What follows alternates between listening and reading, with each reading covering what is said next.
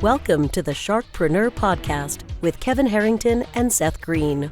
Kevin Harrington is the inventor of the infomercial, one of the original sharks from the hit TV show Shark Tank, and has generated over $5 billion in TV and digital direct response sales. Seth Greene is the world's first trusted authority on cutting-edge direct response marketing, a best-selling author, and the only 3-time Marketer of the Year nominee. On the podcast, Kevin and Seth interview Sharkpreneurs who share straight talk on what it takes to explode your business. Why do so many businesses struggle while others seem to explode overnight? Do you wish you had the secret to this type of exponential growth? Now, I've scaled more than 20 businesses to over $100 million, and it's not just luck. In my new book with Mark Tim, Mentor to Millions, you'll learn the repeatable framework I use in all my business ventures for massive success. Order at kevinmentor.com and get over $1,000 in bonuses. Head to kevinmentor.com. Welcome to the podcast. This is your co-host, Seth Greene. Today, I've got the good fortune to join by Ridge Krauss from Ridgeline Media Marketing to dominate your market with proven video strategies. Ridge, thanks so much for joining us. Seth, thank you for having me. I appreciate it, man. Our pleasure. Let's go back in time a little bit. How did you get started? Wow, great question. So the cliff notes, I bounced around with different companies. So I'm 25. Back when I was like 21, 22, I started off with my father's company out in Las Vegas. They had a big entertainment venue. It was one of the top ranked attractions out there. So I picked up a camera, started taking photos as their action photographer. Then I started to realize, okay, I like the creative aspect of this. There could be something with it. Fast forward, I ended up working for Black Rifle Coffee Company in their marketing department back in 2019. Learned a ton while I was there. Great group of guys. That's where I really got a head start in video production. So videos obviously are forte. And then I moved to Boise right in the heat of COVID, right? So I picked up from Texas, moved out to Boise. Well, specifically, I went to California. Then I came back to Boise, but I moved out here. You went the wrong direction. Isn't everybody from California going to Texas? I went from Texas to go to California because I got a job as a media director, and that lasted like 5 months. COVID hit, let a bunch of people go. I was one of them. So that was an opportunity for me. I was like, okay, I was using these as a stepping stone to learn as much as I could within the realm of marketing and video. Now I'm ready. I've got my understanding of how to get results with video, because at the end of the day, man, there's a bunch of videographers out there, but either you're a videographer and you're a commodity, or you've got to figure out how to have tangible results tied to it, which is how you can really separate yourself. So that's what I wanted to figure out. So I moved to Boise and I was like, here's my opportunity to start my own thing, right? That was my ultimate goal. I was like, now let's do it. So I moved out to Boise, started fresh, didn't know anybody out here, just me and my dog.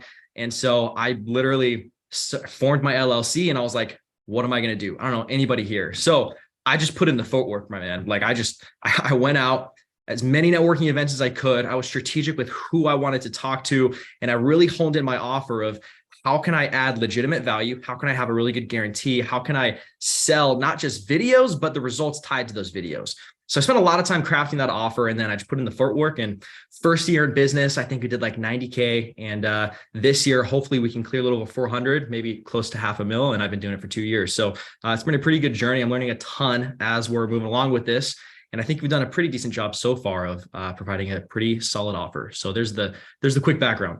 I'm sure the longer version of that could probably be in a book somewhere, if it hasn't already. I think I missed one part. After California, you got let go due to COVID. How'd you pick Boise?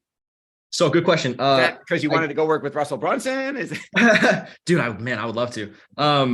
So got let go in California. And so my father is my biggest mentor. The dude's got a couple different business entities pulling in, multi 7-figure, some 8-figure years. And so he's been my mentor my whole life. I attribute most of my success to him and my upbringing. And so I moved back to Vegas, which is where his company was located after I left California. I moved back to Vegas and I spent a couple months figuring out, what am I going to do next? Right. I got no job. I hopped on unemployment. I was like, dude, I don't know what to do. This was just a couple years ago. And so at the same time I moved back because of COVID, his company went under because of COVID, because they shut down the whole city. And his business was over 6 figures a month just to keep it running, just in rent, overhead, payroll, all that stuff. So he couldn't sustain it. So he's like, we're going to shut this down. It's really bittersweet in the long run now that we look back at it, but he shut it down. So at that point, he had nothing holding him in Vegas. I had nothing in Vegas. I didn't know what I wanted to do. So we're like, let's go start somewhere new. And so he wanted to go to Boise. He grew up in Moscow. Idaho's his home state. So he's like, I'm going to go to Boise and I want to live there. You can do whatever you want to do. And I was like, well, I don't like Vegas, so I'm going to come up to Boise with you. So it was literally just a place to start anew, a place to start fresh. And we wanted to pick an environment where we really like the people and the energy. And so Boise is where we landed on. Wow. Okay. Well, congratulations on that. Now let's talk about, in a short period of time, it's only been a couple of years for you, but you've seen an incredible amount of change in the industry. So let's talk about the state of, first of all, what do you define as video marketing in 2023? Yeah, that's a good question. It's video marketing can be a broad term. Everybody's got different goals, man. And every industry is uniquely different too. There's different ways to go about it. You got your paid acquisition where you can use content marketing, right? We've got kind of two avenues of what we focus on. We've got the organic side of things where a lot of our clients were on a monthly retainer. And so we create consistent micro content for them. We provide scripts with our copywriting team, structured and using our 4-step framework to make sure that we maximize the convertibility and engagement for their organic social media accounts, specifically Instagram and TikTok. So real quick, to back up to our niche and our specialties, we work with coaches and consultants primarily, right, in the e-learning online course space. And so we help build their personal brands while at the same time providing all the content they would need for paid strategies within their funnels, such as VSLs, webinars, direct paid ads, retargeting videos, thank you page videos, everything somebody would need in content, providing the scripting and the production of it in order to establish that authority within their respective space. So what is video marketing? Dude, it's changing all the time. Right now, especially in this day and age, might sound biased because this is what I do, but at the end of the day, this is why I do what I do, is because video marketing is the lifeblood of any business. And I fully believe that, right? Because in today's age, everything's digital. And so it sounds like a cliche sometimes, but in reality, it's true. Now, here's the thing. Most people are hopping on the organic, Hormozy style reels and video content on social, for example, right?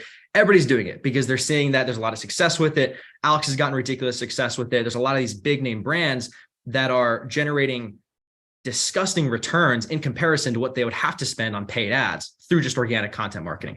But the thing is, because it's so saturated and everybody's doing it, it's even more important to effectively separate yourself and be very strategic with the type of content you're putting out, right? Because the competition's blowing up. So at the end of the day, content marketing is dependent on, I think it's two avenues. You got your paid and then you've got your organic. But at the end of the day, man, if you want to have good results, you have to, I always tell people, for one, if you want to separate yourself, the way to do that is by figuring out what your competitors aren't willing to do for their customers and then do that thing, right?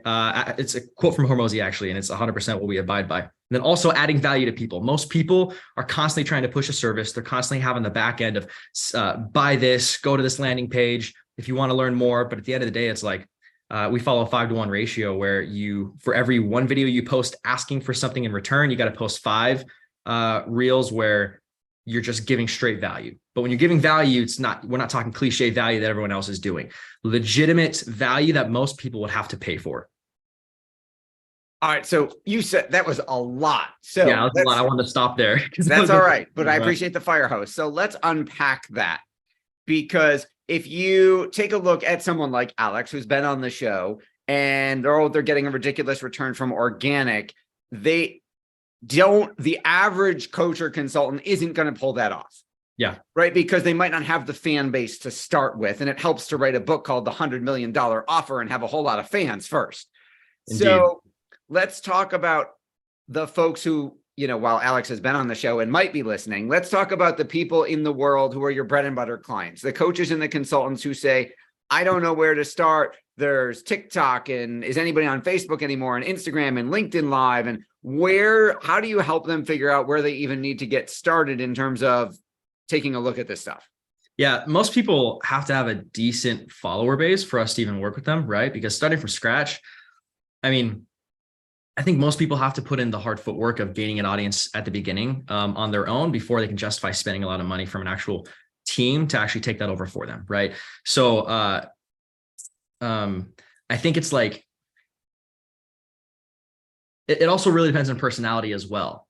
Side note, we're actually building a course currently That's a free course. We give it to all of our clients as well, where it helps you develop that presence on camera and gives you basic tactics and principles of how to slowly build that following over time. Because it's a slow process, man. I mean, it's not something that's going to happen within a few months.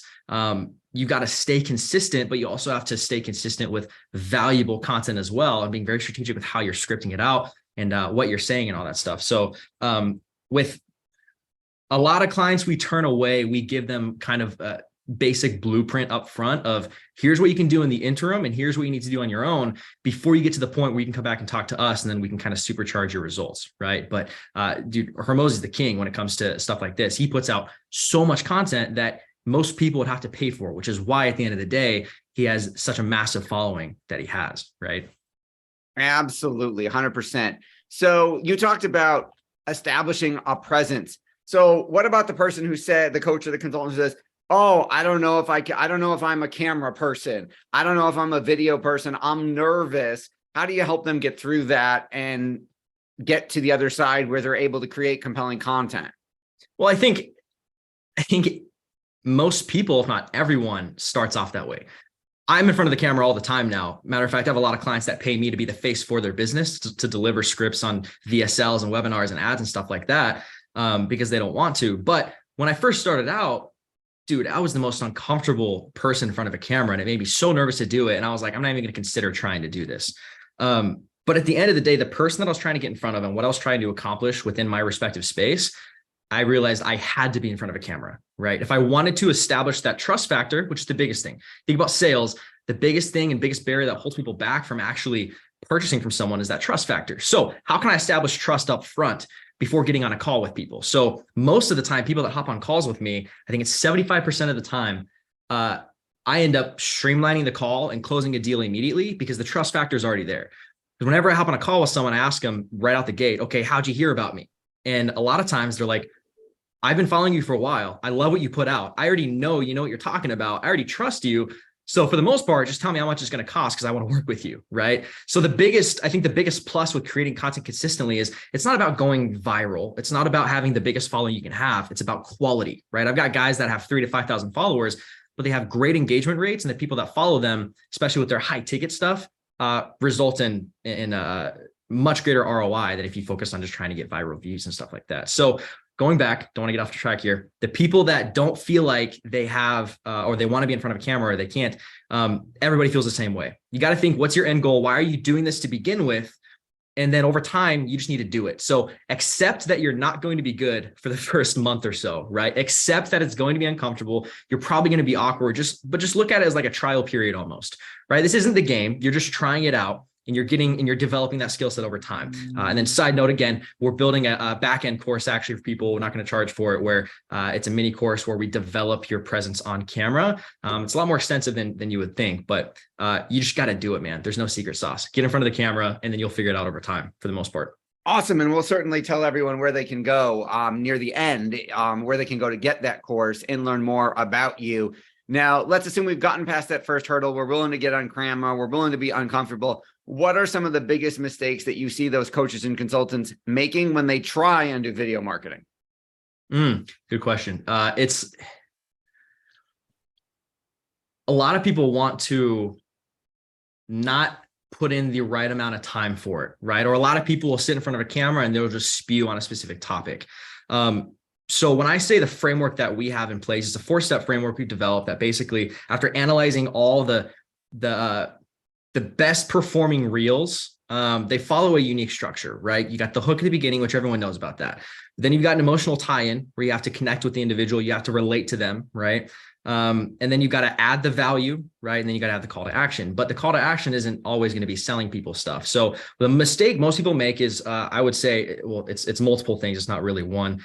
One of them is they just try to sell too much and they try to promote their products and say why their stuff is better than other people, or directly what their service provides and what people can do in order to obtain that service, right? How much it costs, all that stuff.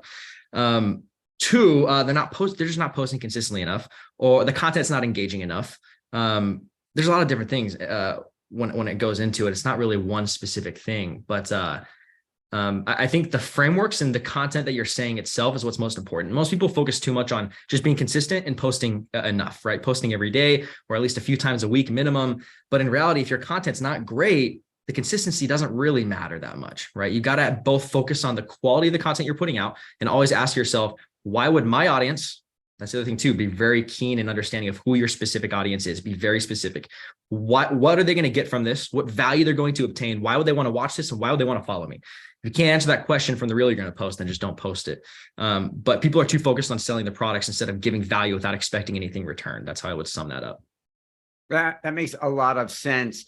Now, you've achieved some incredible results in a short period of time. Can you talk a little bit about an example of a client or two, what they hired you for, and the kind of magical transformation you were able to help them engineer?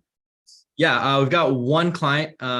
He has an online course. They sold it not too long ago, pretty decent valuation. But they had an online course where basically they would teach young people in their early 20s how to build a profitable print-on-demand company, right? Like basically the right way to do drop shipping without focusing on products outside of the US. So it's a good offer, right? They tried, I think, 60 different variations of ads in the past. This is specifically when it comes to paid, and then I'll give an organic example. They tried 60 variations of ads. I think a little more than that, if anything. And I came in and I was like, hey, dude, let me try to make you guys a new ad that's going to outbeat it. And after all those ads, they finally found the one that worked the best for them.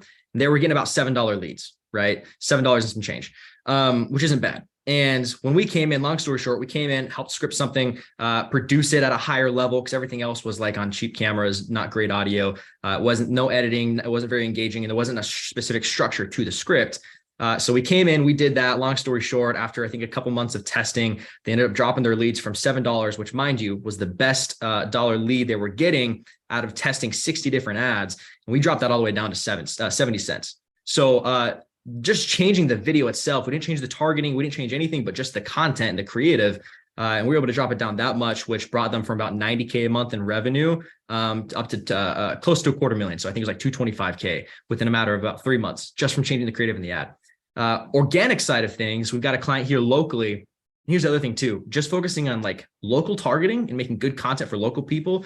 Specifically, one of our clients is a loan officer, and we've been working with him for a while. And all of his content's great because he just gives value. Rarely does he sell anything, but he's got a lot of agents coming to him and wanting to give them their business they've never met before, just because they follow his content. They come to him and they're like, we already know you. We already trust you. We already know you're the best. So we want to work with you. So we don't necessarily sell direct ROI. We sell brand positioning. We make that very clear with everyone too, right? With specific like media buying agencies, for example, a lot of them can give projections of ROI. We don't really do that because our focus isn't direct ROI. That's a tertiary goal that comes from what we do. But directly what we're doing is brand positioning, establishing you as the expert and the authority. And then, sales and branding is going to come over time. Awesome. That makes a lot of sense. You are doing all of these different things. How do you balance it all? Having the right people. Man, when I started out, it was difficult because I didn't want to say I was controlling, but setting my ego aside, I definitely, it was my baby, and I had a specific vision and idea of what I wanted everything to look like and how I wanted to run everything. But I hit that bottleneck of not really being able to clear more than, just over 6 figures by just doing it myself. And so I was like, okay, I need to rethink this and stop being a creative and start being a business owner.